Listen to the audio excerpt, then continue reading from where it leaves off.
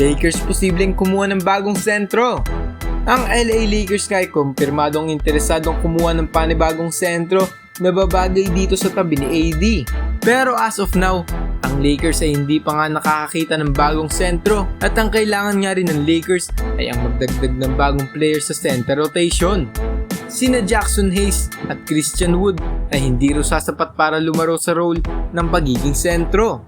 Pero may listahan nga rito ng mga posibleng makuha ng Lakers na sentro. Una nga rito ay si Clint Capela.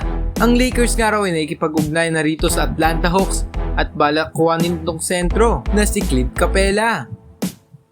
Narito ang trade details na kailangan gawin ng Lakers upang makuha itong si Clint Capela. Ang makukuha nga ng Lakers ay itong si Clint Capela at ang kapalit naman yan para magawa ang trade na ito. Ang makukuha nga ng Lakers ay itong si Clint Capela at ang kapalit naman yan para magawa ang trade ay bibigay nila itong si Jared Vanderbilt, Gabe Vincent at ang 2027 second round picks.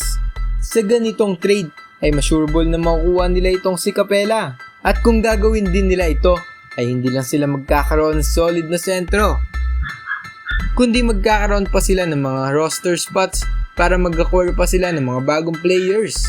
Ngayon nga ay nag-average si Capela ng 11.5 points, 10.6 rebounds at 1.5 blocks last season.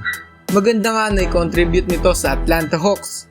Kaya siguradong maganda rin ang malalaro niya kung nasa Lakers siya. Ang huli naman sa ating lista na itong si Jonas Valanciunas. Ayon nga kay Brian Windhorst ng ESPN, ay posible raw nila itong kuhanin bilang sentro ng Lakers.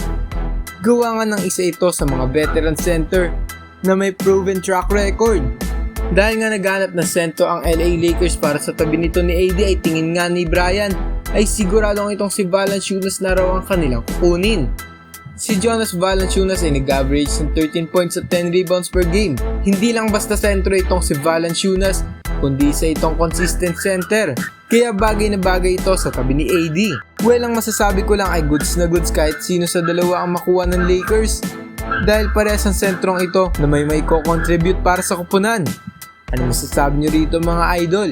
Comment down below at huwag kalimutang mag-like at mag-subscribe for more NBA news and updates. Maraming salamat and God bless po.